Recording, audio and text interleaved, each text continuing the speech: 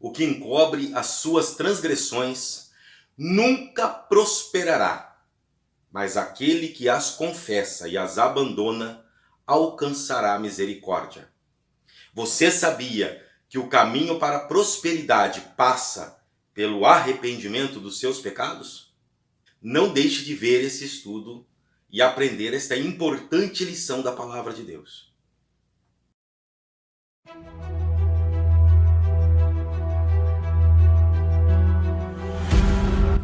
Eu sou o pastor Lucas Durigon e vou acompanhar vocês nesta segunda temporada da série O Problema do Mundo e também a sua solução, que é Jesus Cristo, Salvador. Serão 7 semanas, 7 estudos e eu quero te convidar a acompanhar com a gente.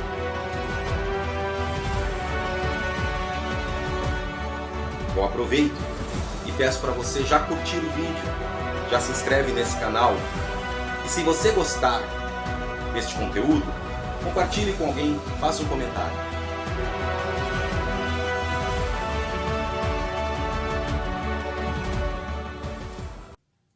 Esse é um texto que nós encontramos no livro de Provérbios, capítulo 28, versículo 13. O que encobre as suas transgressões nunca prosperará, mas aquele que as confessa e as deixa alcançará misericórdia. Antes de mais nada sobre esse texto de Provérbios, é importante nós lembrarmos que para entender um texto da Bíblia corretamente, nós precisamos entender o seu contexto. Muito frequentemente, um versículo isolado pode dar um entendimento errado sobre o real significado do que está querendo dizer. E muitas pessoas, muitas seitas, muitos grupos acabam se aproveitando da possibilidade de um entendimento errado para poder fazerem valer ideias próprias usando a Bíblia como uma maneira de validar as suas próprias ideias, né? Então, é muito importante estudarmos um contexto e existem dois tipos de contexto que nós temos que analisar, o imediato e o completo da Bíblia. O imediato é quando você olha o versículo e dá uma olhada ali nos versículos anteriores, versículos posteriores, naquele capítulo que você está estudando da Bíblia e tenta entender ali o significado daquele versículo. O segundo nível de contexto é o contexto da Bíblia toda, né? Eu poderia dizer que o livro que está sendo livro seria um contexto, um nível intermediário, mas quando eu olho para a Bíblia toda, o que Deus na Bíblia toda costuma dizer sobre aquele assunto? Eu não acredito que você vai encontrar um versículo que diga algo que seja contrário, né, ao espírito presente em toda a Bíblia, ao assunto geral presente em toda a Bíblia. Então, por exemplo, estamos falando sobre pecado, arrependimento, perdão. Você não vai encontrar na Bíblia um versículo que diga que você pode pecar à vontade. Se algum texto der a entender isso, leia de novo, porque provavelmente você não está entendendo. O contexto bíblico todo é que nós devemos nos arrepender do pecado e abandonar o pecado, como este de Provérbios. Aquele que encobre o seu pecado, encobre sua transgressão, esconde o seu pecado, não vai prosperar, não vai andar para frente. E aqui nós não vamos entrar num estudo sobre prosperidade, mas eu quero que neste contexto amplo você entenda que prosperidade não é apenas financeira na Bíblia, é em todos os sentidos. Prosperidade social, relacional, prosperidade familiar, saúde física, intelectual, cognitiva, de conhecimento, prosperidade nos negócios, na profissão, nos relacionamentos. Lembrem que a Bíblia, quando fala do profeta Samuel e também de Jesus, elas têm uma citação muito parecida para ambos, que diz assim: e eles cresciam em graça perante Deus e perante os homens. Ou seja, Samuel e Jesus é falado deles que, enquanto eles cresciam, eles estavam perante a sociedade, uma prosperidade social, relacional, e perante Deus, uma prosperidade espiritual, de relacionamento com Deus.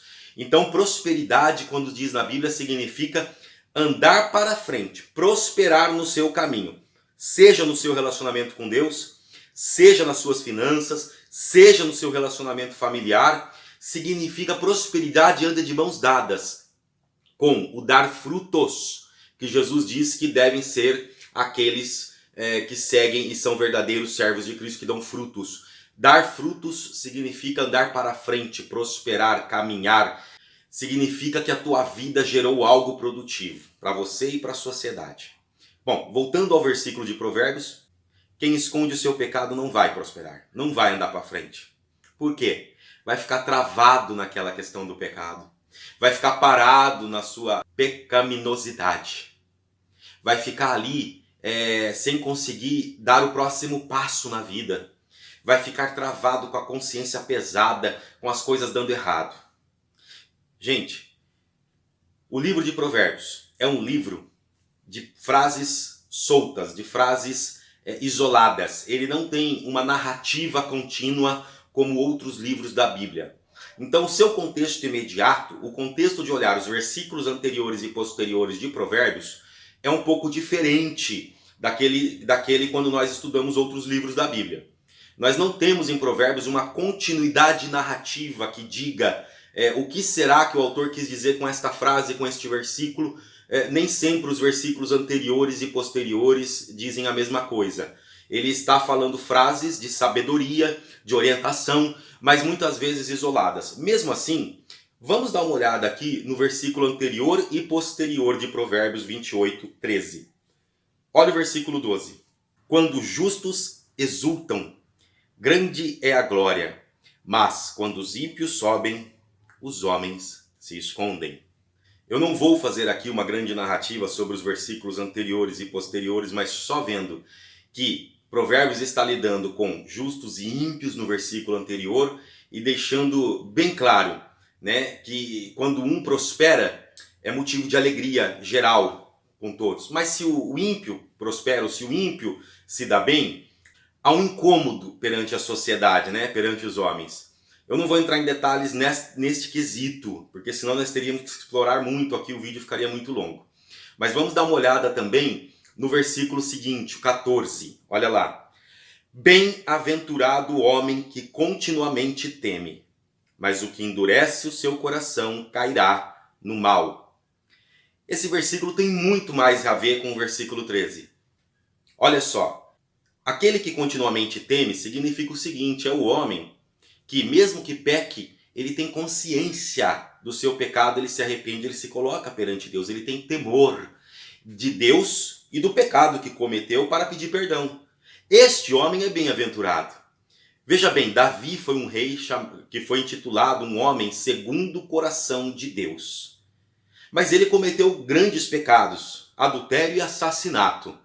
Assassinato premeditado e planejado, são agravantes bem sérios. Mas ele foi chamado um homem segundo o coração de Deus. Por quê? Porque ele se arrependeu. Porque ele confessou. Porque ele voltou atrás. Porque ele reconheceu e admitiu o próprio erro. Ele não botou culpa em ninguém. Então Davi foi chamado um homem segundo o coração de Deus. Bem-aventurado é aquele que continuamente teme. Se dentro do meu coração tem a consciência, dentro da minha mente tem aquele sentimento, aquele temor de falar, puxa vida, olha só, eu não posso transgredir a lei de Deus.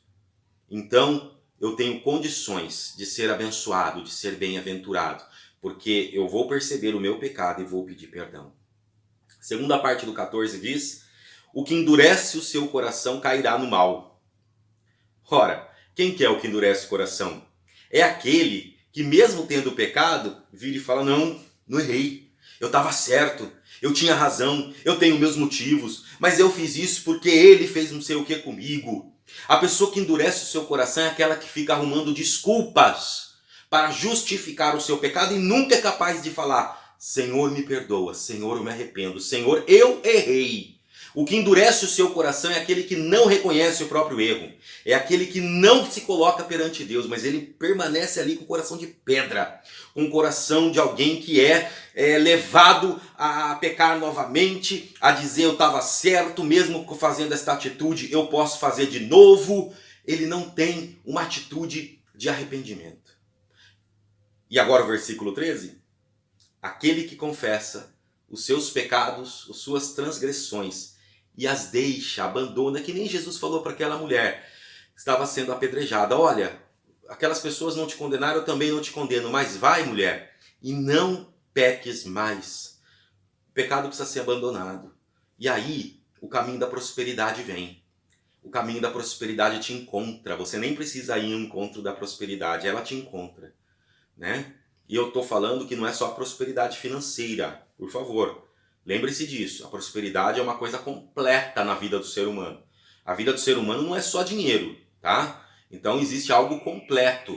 O que encobre suas transgressões, o que encobre o seu pecado, é como se esse pecado causasse um endurecimento do coração, de que fala o verso seguinte.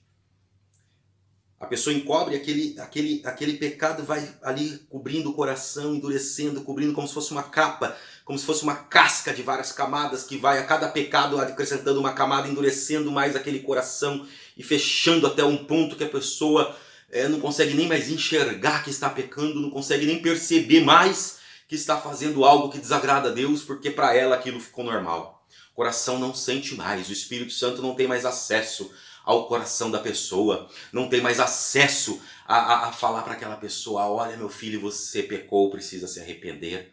Porque o Espírito Santo age assim, ele fala e nós precisamos dar ouvidos. Nós precisamos estar atentos para ouvir a voz do Espírito quando nos diz que estamos no caminho errado, para voltarmos para o caminho certo. A volta só existe a partir do momento em que eu reconheço, confesso e peço perdão. Me arrependo disso, daquele pecado.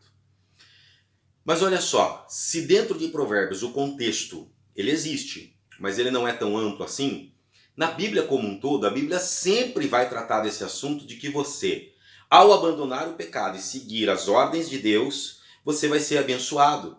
E se não fizer isso, você não será abençoado. Eu vou dar um exemplo aqui. Imagina um casal casado há 10 anos, que juntos tenham conseguido conquistar ali alguns bens. Agora eu vou dar um exemplo da prosperidade financeira mesmo, tá? Para ficar bem claro para todos vocês. E esse casal ali comprou uma casa própria, tem um bom carro ou dois, enfim, tem uma vida financeira razoável. Mas o pecado invade o coração de um dos cônjuges e ali comete-se um adultério, pecado de adultério. Um cônjuge trai o outro. E esse traído, ele decide que ele não quer continuar essa relação e pede então o divórcio, tá? Pede ali para poder divorciar. Todos sabemos que quando o casal tem ali alguns bens, esse divórcio vai ter que passar por um processo jurídico, separação de bens, dividir o que tem, não é? Só com isso já vai gastar um dinheiro com advogado, com a justiça. E depois ainda o próprio processo de separação do bem, às vezes vai ter que vender a casa para dividir o dinheiro, já perde algum dinheiro na negociação, a mesma coisa com os veículos ou outras coisas, enfim. Sempre haverá uma perda nesse processo. Então, e sem contar que quando eles tinham tudo em conjunto, era tudo junto, para eu conseguir prosperar mais, andar mais para frente, se eu já tenho uma casa inteira, né, para poder financiar ou fazer algo para que esta casa se torne o início de de um outro investimento, é mais fácil. Mas se eu tiver meia casa, dividir lá, né, na separação com o cônjuge, aí meia casa talvez não seja suficiente para fazer um investimento, né? Talvez não seja suficiente para comprar outra casa, não sei. Então o processo emperra, a prosperidade para. Isso sem contar em todo o processo psicológico, mental, desgaste emocional que tudo isso gera, e que se essas duas pessoas que antes casadas estavam trabalhando com vigor, com energia, agora vão sofrer ali um baque do processo de separação que demora algumas semanas ou meses, às vezes até mais do que isso. E esse processo todo vai minar as energias dessas duas pessoas e já não estão com cabeça para trabalhar direito, o trabalho já não rende, talvez por causa disso perca um emprego, ou talvez por causa disso não consiga render o que antes rendia no trabalho, isso já começa. Olha um exemplo prático de como o pecado pode causar problemas de prosperidade, atravancar a prosperidade. Eu dei um exemplo do financeiro, mas pegando esse outro exemplo da questão psicológica, né? Alguém que comete um roubo, alguém que comete um assassinato, alguém que peca nesses pecados mais comuns, ele vai ficar ali com a cabeça dele pensando: mas e se um dia me pegarem? Né? E se um dia ele vive fugindo, e se um dia me alcançarem? O pecado dele está encoberto, o pecado dele está, né? E ele, se descobrirem, ele vai preso. É tão interessante esse versículo, tão tem uma relação tão forte com aquilo que acontece na sociedade, que nas leis humanas, quando uma pessoa comete um crime de roubo, sequestro, enfim, um homicídio, comete um crime que é pecado também nos padrões de Deus, se ela foge e tenta esconder, quando for pega, ela tem uma determinada pena. Mas se ela se apresenta voluntariamente, se ela confessa, se ela coloca ali o seu erro, o seu crime, a pena dela perante a justiça dos homens é abrandada, é diminuída. Ela tem um desconto por ter confessado. É isso que a Bíblia diz. E pode reparar, se você já teve a oportunidade de conversar com alguém assim, ou de ver uma situação dessa, a pessoa que fica com esse tipo de pecado na cabeça, parado, ou qualquer outro tipo, algo que cometeu e está ali preso dentro da mente e do coração dela. A pessoa não anda para frente, a pessoa não consegue pensar, não consegue raciocinar, não consegue seguir a vida. Às vezes é melhor, até por essa consciência pesada, que a pessoa pegue e fale, eu quero confessar porque eu não estou conseguindo viver em paz. É isso que está falando aqui. Então, o próprio Deus está dizendo, se você me confessa o teu pecado, aqui nesse trecho de Provérbios não diz isso de forma abrangente, mas quando olhamos o exemplo de Davi, nós vemos que, mesmo ele tendo cometido graves pecados, quando ele confessou e se arrependeu perante Deus, Deus o abraçou novamente. Deus o perdoou, ele continuou sendo rei, ele não foi tirado da sua condição. Assim, a justiça humana também ajuda aquele que confessa. Né? Existe um abrandamento de pena, existe aquilo que se chama de atenuante. Né? Mas tanto Deus quanto os seres humanos sabem que o processo de confessar é importante quando a pessoa detecta que ela está errada. Né? Porque quando pegando a justiça, a pessoa fica falando, não, mas eu não fiz nada de errado, ou então eu tenho meus motivos e tal, e a justiça tem que insistir para condená-la, para mostrar que ela é culpada, significa que essa pessoa dentro dela não entendeu que ela errou. E ela pode vir a cometer o ato de novo. Até por isso, fica mais tempo na cadeia. Quando a pessoa confessa, diminui o tempo na cadeia. Porque se ela não entendeu que ela errou, se ela não compreendeu que o que ela fez é errado, se ela continua achando que é certo, é mais provável que ela faça de novo. Então Deus também fala, olha, se você se arrepende, eu estou contigo, vamos continuar, sigamos em frente, a vida continua, né? Mas tem que haver arrependimento. Aquele que confessa os seus pecados e deixa, segue com a vida, ou prospera, anda para frente. E aquele que encobre fica travado. Se você cometeu um pecado contra Deus, confesse para Deus em oração. Saiba que Jesus Cristo te perdoa e sinta-se perdoado daquilo que sinceramente você confessou por causa de arrependimento. Se for possível, confesse esse pecado para a pessoa contra quem você pecou também, para pedir perdão para essa pessoa e dizer, olha, eu primeiro para Deus e depois para a pessoa também, se foi um pecado movido contra alguém, para que você siga em frente com a vida, para que você possa andar com a vida. Agora lembre-se, andar para frente com a vida não significa livrá-lo das consequências deste pecado. Um outro vídeo nós vamos falar mais sobre isso, consequências de pecado, mas quem pecou, mesmo que a pena seja abrandada, ele vai ser preso pelo que cometeu. Vai diminuir a pena, mas vai ser preso. Né? Com Deus também, não que Deus vai te castigar, nada disso. Mas consequência de pecado você tem que assumir. Tem que ser responsável e maduro para entender que o que você fez tem consequências. E Deus não vai tirar as consequências, né? Ele não vai tirar ali para que você, aquilo que seria consequência não aconteça. Deus livrá-lo miraculosamente. Até pode, na infinita graça e misericórdia de Deus, ele pode fazer isso uma vez ou outra. Mas não é a regra. Você vai sofrer as consequências do que você fez. Mas o seu espírito estará em paz. A sua vida estará livre para seguir. Você vai continuar caminhando. Tá entendendo? Como eu disse, não vou estudar sobre prosperidade aqui. Prosperar não é ficar rico. Prosperar é andar para frente. É você ser hoje melhor do que você era ontem. Isso é prosperar. Andei para frente. Consegui caminhar. Quem não faz isso, anda para trás. E eu vou, para terminar, ler um texto bíblico que não precisa de explicação. Ler um trecho, alguns trechos, no capítulo 28 do livro de Deuteronômio, que é um dos lugares na Bíblia como um todo que mostra essa verdade de que quem segue a palavra de Deus e segue as leis de Deus, caminha para frente. É uma promessa de Deus que está em Deuteronômio 28. Começa assim, eu não vou ler todos os versículos, Faça isso na sua casa. Mas eu vou ler alguns trechos. Versículo 1. E será que, se ouvires a voz do Senhor teu Deus, tendo cuidado de guardar todos os teus mandamentos que hoje te ordeno, o Senhor teu Deus te exaltará sobre todas as nações da terra. Ora, guardar os mandamentos de Deus é viver segundo a lei de Deus e não cometer pecado. É isso que é guardar os mandamentos de Deus. Versículo 2. E todas estas bênçãos virão sobre ti e te alcançarão quando ouvires a voz do Senhor teu Deus. Ouvires a voz, você está ouvindo aqui uma palavra, mas você tem que pôr em prática. Não é entrar por um ouvido e sair pelo outro, não é simplesmente ouvir, é pôr em prática. Bendito, o que vai acontecer se você ouvir? Versículo 3. Bendito você será na cidade e no campo, será bendito no campo, não importa onde você vá, a bênção vai com você. Bendito o fruto do teu ventre e o fruto da terra, o fruto dos teus animais, as crias das tuas vacas, das tuas ovelhas. Aqui é uma época agrária, está falando o que você planta vai dar certo, não vai ter praga na plantação, os bichinhos não vão morrer, enfim.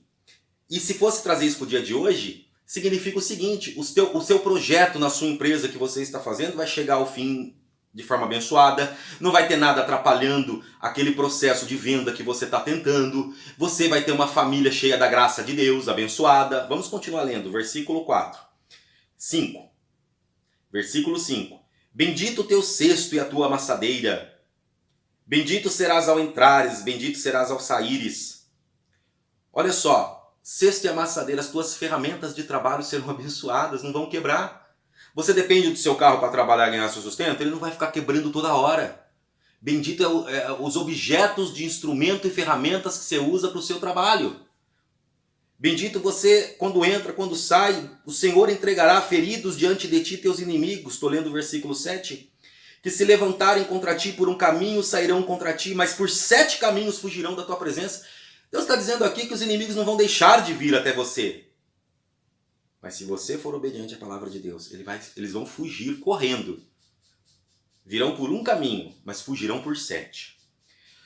O Senhor mandará que a bênção esteja contigo nos teus celeiros. E em tudo que puseres a tua mão, Ele te abençoará na terra que te der o Senhor teu Deus. Ele vai te abençoar onde você puser a mão. O Senhor te confirmará para si como povo santo, como te tem jurado quando guardares os mandamentos do Senhor teu Deus e andares nos teus caminhos.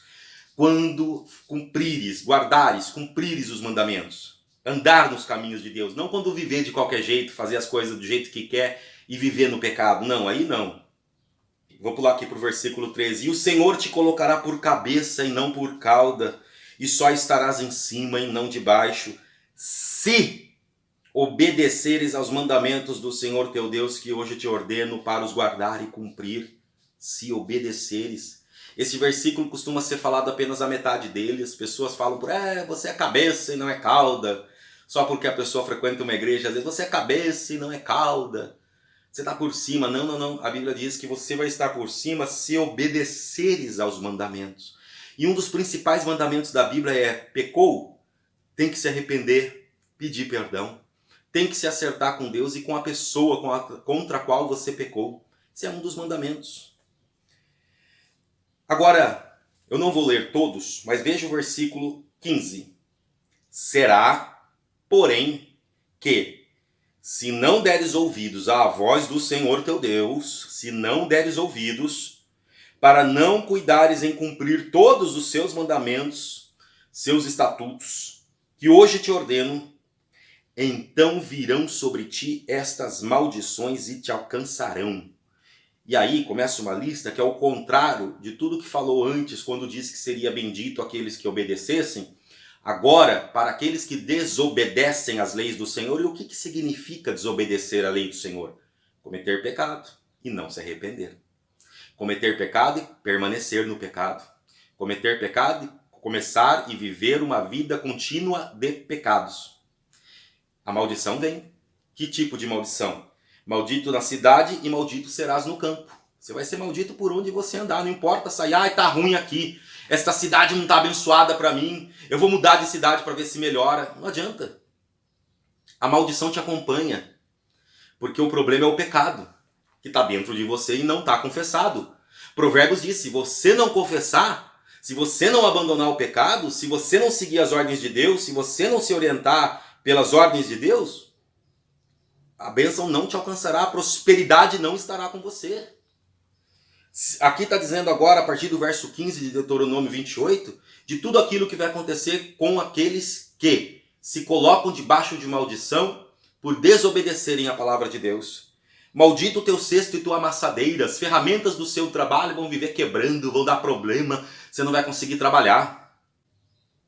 Maldito ao entrares e ao saíres, e eu não vou ler tudo, porque ele começa a falar o contrário de tudo que falou antes, que seriam abençoados os que obedecessem a Deus. Mas na Bíblia, como um todo, nós temos vários lugares que mostram que aquele que segue o caminho do pecado tem consequências horríveis. Mas aquele que segue o caminho do arrependimento e da correção e da mudança de vida, ele é abençoado. Abandona o pecado, busca em Deus, faz uma lista. Senhor, o que eu estou errando, o que eu estou pecando, o que eu preciso deixar, desde coisinhas pequenas até coisas maiores. Abandona, torna uma atitude prática, não basta a intenção, não basta você pensar, eu queria abandonar, Senhor, tu sabes que eu quero deixar isso, tu sabes que eu tenho vontade, não adianta.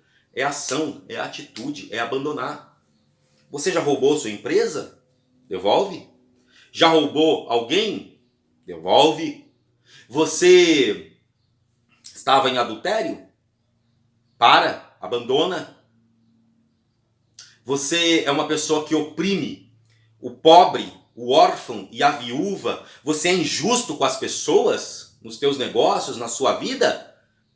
Peça perdão, faça que nem Zaqueu, devolva o que você prejudicou os outros. Abandona o pecado. Eu quero orar com você nesse sentido. E quero te convidar a fazer essa oração junto comigo. E depois também faça o seu momento individual com Deus de oração, se você quiser. Vamos orar? Senhor Deus, eu te peço agora ajuda para detectar e identificar os meus pecados.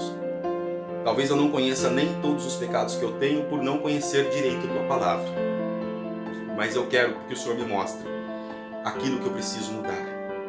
Eu quero abandonar, eu quero andar para frente. Eu quero destravar minha vida que está travada por causa disso tudo. A tua palavra diz que se eu esconder os meus pecados, não confessar, não abandonar e não parar de fazer coisas que vão contra a tua palavra, eu não vou andar para frente. Mas eu quero, Senhor Deus, eu quero sair desta vida travada e eu quero andar para frente. Então eu quero te pedir perdão hoje pelos meus pecados. Me perdoa. Em nome de Jesus. Amém. Mas agora, faça uma coisa mais prática. Pega um papel, uma caneta. Faz uma lista do que você vê que seja seus pecados hoje. Talvez daqui a uma semana tenha que fazer outra, porque talvez você nem vai lembrar de tudo hoje. Né? Começa a pedir perdão e começa a dizer o que você vai fazer de prático para abandonar o pecado. O que você vai fazer de verdade. E daí, peça para Deus te ajudar. Peça para Deus te dar a prosperidade, não só financeira, também é financeira, mas na vida. Seu problema é um relacionamento com algum familiar que está entravado? Peça perdão se você errou, converse, siga em frente. E se houver arrependimento verdadeiro, tanto a sociedade quanto o próprio Deus sempre vai estar, Deus com certeza, sempre estará de braços abertos para te receber de volta. Tá ok? Até logo. Deus te abençoe.